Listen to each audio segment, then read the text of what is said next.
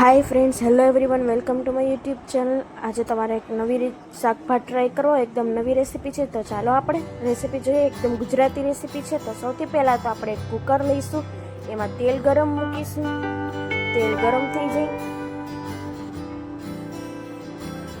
ત્યારબાદ આપણે એક વાટકામાં મીઠું, હળદર પાવડર, ચટણી પાવડર, ધાણા જીરું પાવડર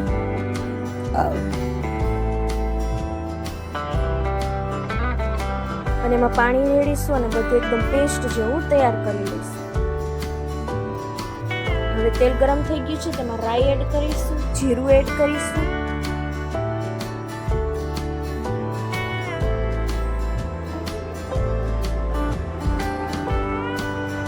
હિંગ એડ કરીશું, ત્યારબાદ લીમડાના પાન એડ કરીશું, ત્યારબાદ જે પેસ્ટ હતી આપણે આમાં એડ કરી દઈશું. બટેટા એકદમ સારું તારી સરસ ધોઈ લીધા છે, એકદમ સરખા ટુકડા કરીને. હવે આપણે એકદમ મિક્સ કરી લઈશું અને તેમાં બટેટા આપણે એડ કરી દઈશું.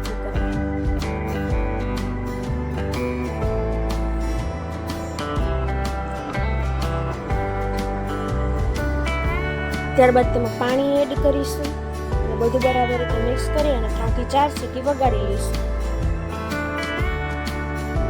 કુકર બંધ કરી દઈશું. એકદમ સરસ ગરમા ગરમ સર્વ કરવાનું છે.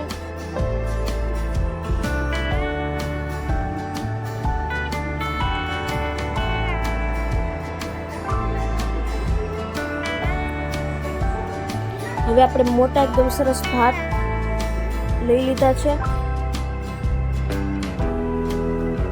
મસાલા લઈ લઈશું, લીમડાના પાન, જીરું, લવિંગ, તીખા. ત્યારબાદ કુકરમાં તેલ ગરમ મૂકીશું. તેલ ગરમ થઈ જાય ત્યારબાદ મસાલો એડ કરી દઈશું. તમાલપત્ર એટલે કે તજના પાન, સૂકા મરચા,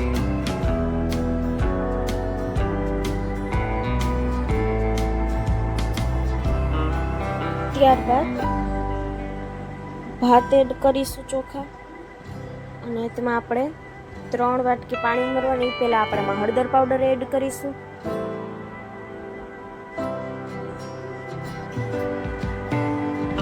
ત્યારબાદ મીઠું એડ કરીશું, ત્યારબાદ પાણી એડ કરી દઈશું.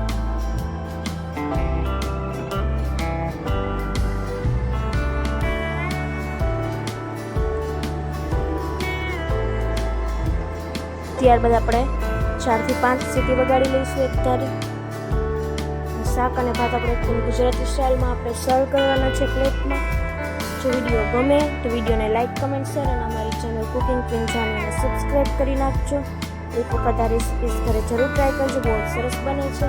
હવે એક પ્લેટમાં આપણે એવી રીતના સર્વ કરી લીધું છે. Thank you. હવે નવી રેસીપીસ અને નવા વિડીયોઝ જોતા રહેજો.